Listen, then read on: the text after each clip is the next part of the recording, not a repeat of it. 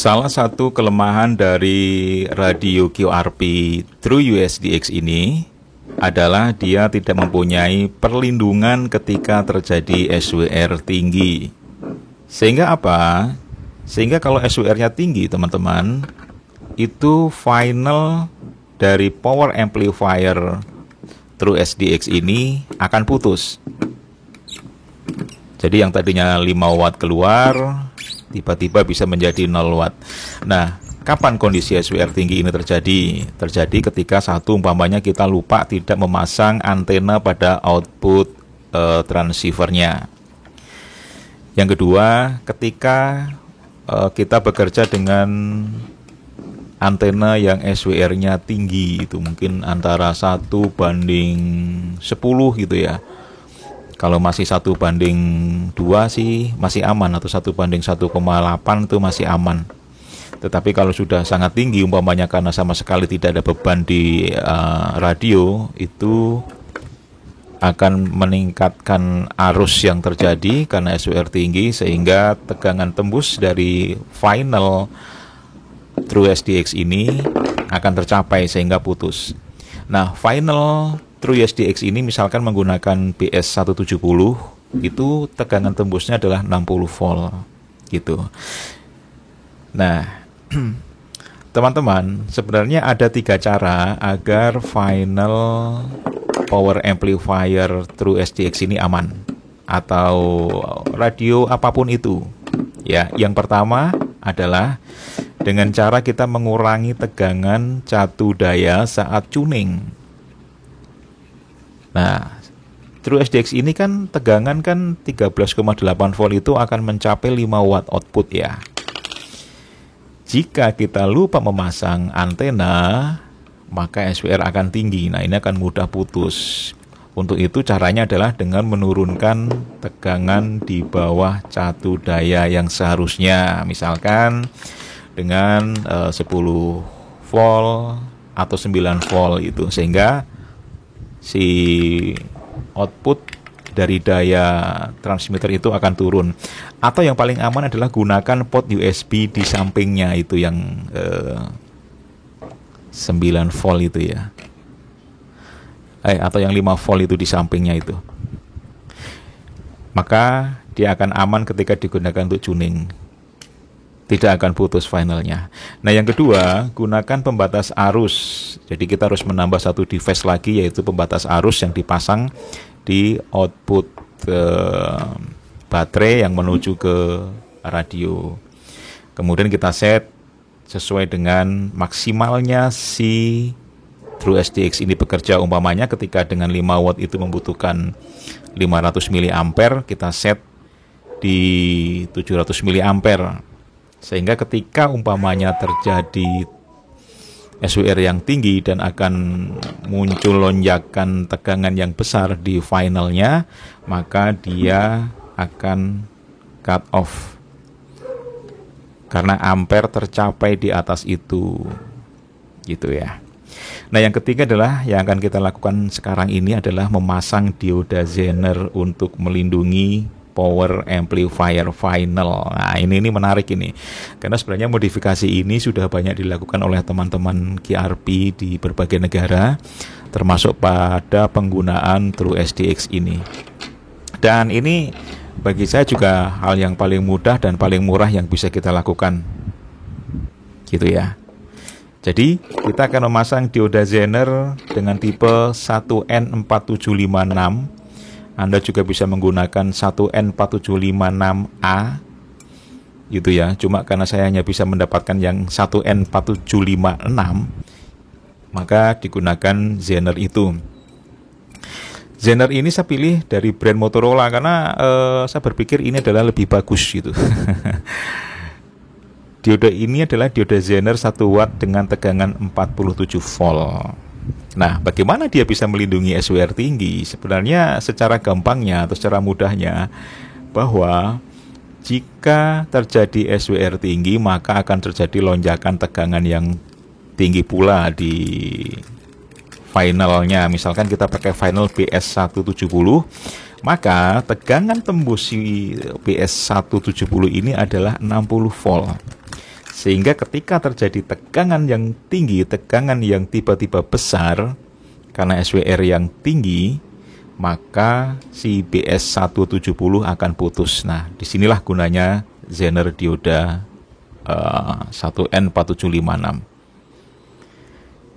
yaitu ketika akan terjadi tegangan yang mencapai tembusnya PA linear tersebut, maka si dioda akan membatasinya.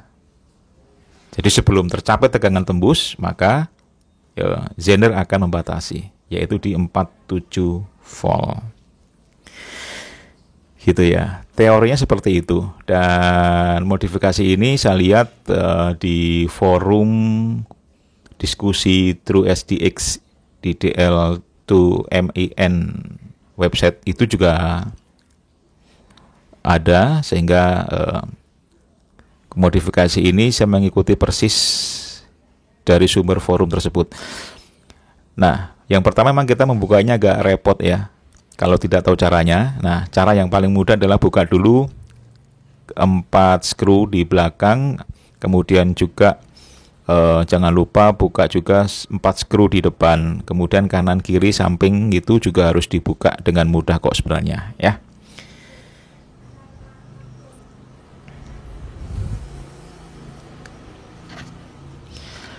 Yang penting adalah ketika kita melakukan modifikasi ini, ketika melakukan penyolderan pada titik yang kita tujukan, harus hati-hati karena memang antara titik ke titik ini terlalu berdempetan. Kita memanfaatkan dari titik solder pada konektor header. Jadi di sini kita menggunakan titik ground dan titik RF. Titik ground mendapatkan anoda, titik RF mendapatkan katoda. Jadi jangan lupa ya, ground anoda, RF katoda. Sebenarnya di sini kita adalah memasang dari drain ke source-nya si power amplifier final. Jadi ini supaya gampang nyoldernya, maka diambil pada titik header yang ada. Gitu. Ingat, solder yang benar, jangan sampai bersinggungan antar pad, termasuk kalau misalkan kita menggunakan dioda Motorola, hati-hati juga potong sependek mungkin. Ya, saya rasa juga bukan hanya dioda Motorola saja, tapi yang pasti jangan sampai badan dioda juga nempel di pad-pad solder sekitarnya. Gunakan mata solder yang tipis, lancip, panasnya cukup, sehingga tidak belepotan.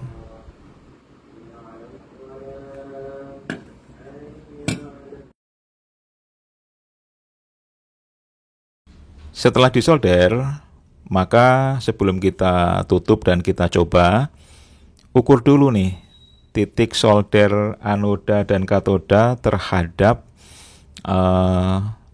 si pad solder yang ada di PCB. Apakah benar-benar dia tersambung atau tidak, atau jangan sampai juga nempel di kanan dan di kirinya. Gunakan continuity meter. Bersihkan juga sisa-sisa fluknya dengan cairan khusus gitu ya, jangan pakai air. Saya menggunakan cairan khusus, kemudian dikasih disikat, lalu cukup disikat-sikat, maka sisa-sisa fluk yang mungkin berpotensi akan nempel kanan dan kiri dari titik ground dan RF-nya si PCB, karena adanya dioda ini bisa tereliminir sehingga aman. Ya, sekali lagi pastikan soldernya bagus, titiknya benar, dan tidak saling jelebret kanan kiri gitu. Berikutnya teman-teman bisa kembali memasang PCB-nya, gunakan urutan yang terbalik dari ketika kita ketika kita membongkar TrueSDX tadi. Skru dengan benar, kemudian di sini saya akan melakukan pengujian apakah ada perbedaan antara penggunaan dioda dan sebelum pemasangan dioda Zener ini. Dari sisi power, saya perhatikan tidak ada perbedaan. Jadi dari 80, kemudian dari 60 meter, 40 meter, 30 meter dan 20 meter, semua power sama dengan ketika sebelum memasang dioda. Jadi aman. Ya, seperti pengalaman teman-teman dari berbagai negara yang lain juga, mereka melakukan pengujian yang hasilnya sama. Bahkan ada yang mengukur tingkat efisiensinya, kemudian mengukur tingkat kebersihan dari sinyalnya, itu tidak ada perbedaan. Jadi bisa dikatakan tidak mempengaruhi apapun, kecuali tujuan utama yaitu melindungi dari SWR tinggi.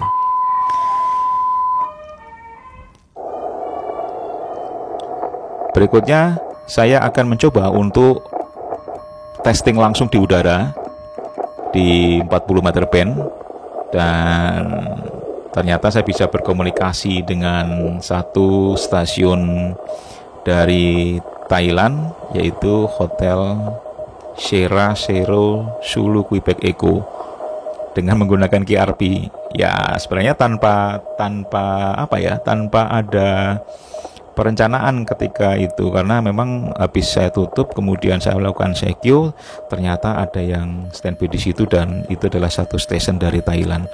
Dengan menggunakan QRP 5 watt, sebenarnya nggak nyampe 5 watt sih, sekitar 4,2 watt, itu saya bisa melakukan QSO dengan report 559 sampai ke Thailand.